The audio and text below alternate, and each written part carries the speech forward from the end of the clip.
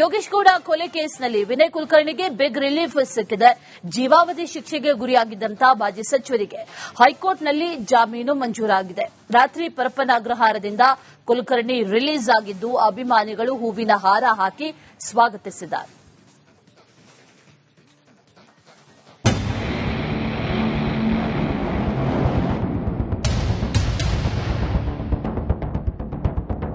ಧಾರವಾಡದ high profile murder ಕೇಸ್ನಲ್ಲಿ ಮಾಜಿ ಸಚಿವ ಕಾಂಗ್ರೆಸ್ ಶಾಸಕ ವಿನಯ್ ಕುಲಕರ್ಣಿಗೆ ಇಂದು ಬಿಗ್ ರಿಲೀಫ್ ಸಿಕ್ಕಿದೆ.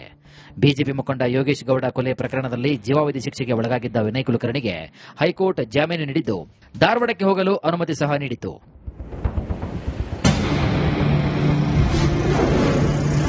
ಪರಪ್ಪನ ಅಗ್ರಹಾರದಿಂದ ವಿನಯ್ ಕುಲಕರ್ಣಿ ರಿಲೀಸ್. ಕುಲಕರ್ಣಿಗೆ ಹೂವಿನ ಹಾರ ಹಾಕಿ ಸ್ವಾಗತಿಸಿದ ಬೆಂಬಲಿಗರು. ಧಾರವಾಡದ ಮಾಜಿ ಶಾಸಕ ಮಾಜಿ ಸಚಿವ ವಿನಯ್ ಕುಲಕರ್ಣಿ ಪಾಲಿಗೆ ನಿನ್ನೆ ಕಡಾಖಂಡಿತವಾಗಿ ಶುಭ ಶುಕ್ರವಾರವೇ ಸರಿ.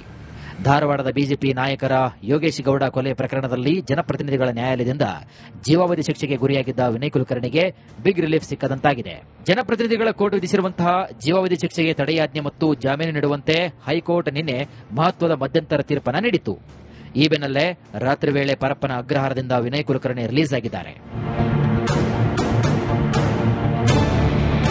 2016ರ ಜೂನ್ನಲ್ಲಿ ಧಾರವಾಡದಲ್ಲಿ ಬಿಜೆಪಿ ಜಿಲ್ಲಾ ಪಂಚಾಯಿತಿ ಸದಸ್ಯ ಯೋಗೇಶ್ ಗೌಡ ಹತ್ಯೆಯಾಗಿತ್ತು. ಕಳೆದ ಏಪ್ರಿಲ್ನಲ್ಲಿ ಬೆಂಗಳೂರಿನ ವಿಶೇಷ ನ್ಯಾಯಾಲಯವು ವಿನಯ್ ಕುಲಕರ್ಣಿ ಸೇರಿದಂತೆ 17 ಆರೋಪಿಗಳನ್ನು ದೋಷಿಗಳೆಂದು ತೀರ್ಪು ನೀಡಿ ಜೀವಾವಧಿ ಶಿಕ್ಷೆಯನ್ನು ಪ್ರಕಟಿಸಿತ್ತು. ಇದರ ಪರಿಣಾಮವಾಗಿ ವಿನಯ್ ಕುಲಕರ್ಣಿ ಶಾಸಕ ಸ್ಥಾನದಿಂದ ಅನರ್ಹರಾಗಿದ್ದರು. ಇದೀಗ ಹೈಕೋರ್ಟ್ ಶಿಕ್ಷೆ ಮತ್ತು ದೋಷಾರೋಪಣೆಯ ಆದೇಶಕ್ಕೆ ತಾತ್ಕಾಲಿಕ ತಡೆ ನೀಡಿ ಜಾಮೀನು ಮಂಜೂರು ಮಾಡಿರುವುದರಿಂದ ವಿನಯ್ ಕುಲಕರ್ಣಿಗೆ ಅವರ ಕ್ರಿಮಿನಲ್ ಮೇಲ್ಮನವಿ ವಿಚಾರಣೆ ಪೂರ್ಣಗೊಳ್ಳುವವರೆಗೆ ಮಧ್ಯಂತರ ಕಾನೂನು ಪರಿಹಾರ ದೊರೆತಿದೆ.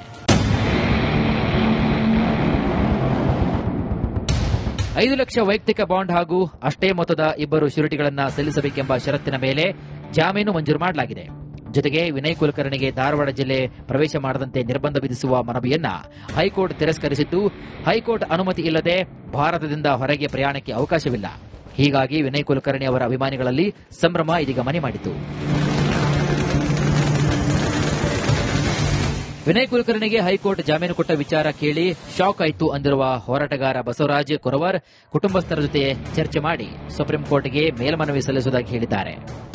ಯಾವ ಆಧಾರದ ಮೇಲೆ ತಡೆಯಾಜ್ಞೆ ಕೊಟ್ಟಿದ್ದೆ ಅದನ್ನು ಗಮನಿಸಿ ಯಾವ ಅಂಶಗಳನ್ನ ನಾವು ಕೋರ್ಟ್ ಮುಂದೆ ತರೋದ್ರಲ್ಲಿ ಫೇಲ್ ಆಗಿದ್ದೀವಿ ಅನ್ನೋದನ್ನ ನೋಡಿಕೊಂಡು ನಾವು ಈ ಪ್ರಕರಣವನ್ನು ಈಗಾಗಲೇ ಗುರುನಾಥ ಗೌಡರ ಜೊತೆ ನಾನು ಮಾತಾಡಿದ್ದೀನಿ. ಈಗ ಇಮಿಡಿಯೇಟ್ ಒಂದು 5 ನಿಮಿಷದ ಹಿಂದೆನೆ ಮಾತಾಡಿದೆ ಗುರುನಾಥ ಗೌಡರ ಜೊತೆ. ಗುರುನಾಥ ಗೌಡರು ಹೇಳಿದ್ದಾರೆ, ಕುಟುಂಬದಿಂದಾಗಿ ನಾವು ಸುಪ್ರೀಂ ಕೋರ್ಟ್ ಮೊರೆ ಹೋಗೋಣ ಅಂತೇಳಿ, ತಡೆಯಾಜ್ಞೆ ಕೊಟ್ಟಿರೋದು ತಪ್ಪು ಅಂತೇಳಿ ನಾವು ನ್ಯಾಯಾಲಯದ ಮೊರೆ ಹೋಗ್ತೀವಿ, ಅಂದ್ರೆ ಸುಪ್ರೀಂ ಕೋರ್ಟ್ ಮೊರೆ ಹೋಗ್ತೀವಿ ನಾವು. ಅಂದ್ರೆ ಇಂತಿಷ್ಟು ವರ್ಷ ಅಂತಂದ್ರೆ ಜಮೀನು ಕೊಡ್ಬೋದಂತಿತ್ತು ನಮ್ಗ. ಈಗ ಅವರು ಲೈಫ್ ಕೊಟ್ಟಿದ್ದಕ್ಕೆ ನಮ್ಗೆ ಜಾಮೀನು ಕೊಡಾಕಿಲ್ಲ ಅನ್ನುವಂತ ಭರವಸೆ ನಮಗಿತ್ತು. ಆದ್ರೆ ಯಾವ ಇದ್ರ ಮ್ಯಾಗ ಕೊಟ್ಟಾರ ಅನ್ನುವಂಥದ್ದು ನಮಗ್ ಗೊತ್ತಿಲ್ಲ. ಅದನ್ನ ನೋಡ್ಕೊಂಡು ನಾವು ಸುಪ್ರೀಂ ಕೋರ್ಟ್ ನಾವೇನ್ ಹೇಳಿದ್ರಿ ಅದಕ್ಕೆ ಮ್ಯಾಲ ನ್ಯಾಯಾಧೀಶರು ಬಿಟ್ಟಿದ್ದ, ನ್ಯಾಯಾಲಯಕ್ಕೆ ಬಿಟ್ಟಿದ್ದು, ನ್ಯಾಯಾಲಯದ ತೀರ್ಪ ಅಂತಿಮ. ಜಾಮೀನು ಸಿಕ್ಕ ಬೆನ್ನಲ್ಲೇ ಮಾಜಿ ಸಚಿವ ವಿನಯ್ ಕುಲಕರ್ಣಿ ಇಂದು ಪರಪ್ಪನ ಅಗ್ರಹಾರ ಜೈಲಿನಿಂದ ಬಂದಿದ್ದಾರೆ. ಜೈಲಿನಿಂದ ನೇರವಾಗಿ ವಿನಯ್ ಕುಲಕರ್ಣಿ ಡಾಲರ್ಸ್ ಕಾಲೋನಿಯ ಮನೆಗೆ ತೆರಳಿದ್ದಾರೆ.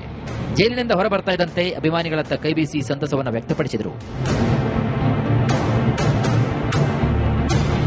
ಯೋಗೇಶ್ ಗೌಡ ಕೊಲೆ ಕೇಸಿನಲ್ಲಿ ವಿನಯ್ ಕುಲಕರ್ಣಿಗೆ ಕರ್ನಾಟಕ ಹೈಕೋರ್ಟ್ ಜಾಮೀನು ನೀಡಿದ ಬೆನ್ನಲ್ಲೇ ಅವರ ಮಕ್ಕಳಾದ ವೈಶಾಲಿ, ದೀಪಾಲಿ ನ್ಯಾಯ ಎತ್ತಿ ಹಿಡಿದ ನ್ಯಾಯಾಂಗ ಅಂತ ಸಾಮಾಜಿಕ ಜಾಲತಾಣಗಳಲ್ಲಿ ಪೋಸ್ಟ್ ಹಾಕಿದ್ದಾರೆ. ಮುಂದುವರಿದು ಕಾರ್ಯಕರ್ತರಿಗೆ ಕೃತಜ್ಞತೆ ಜೊತೆಗೆ ಸಂಭ್ರಮಾಚರಣೆ ಮೆರವಣಿಗೆ ಮಾಡದಂತೆ ಮನವಿ ಕೂಡ ಮಾಡಿದ್ದಾರೆ.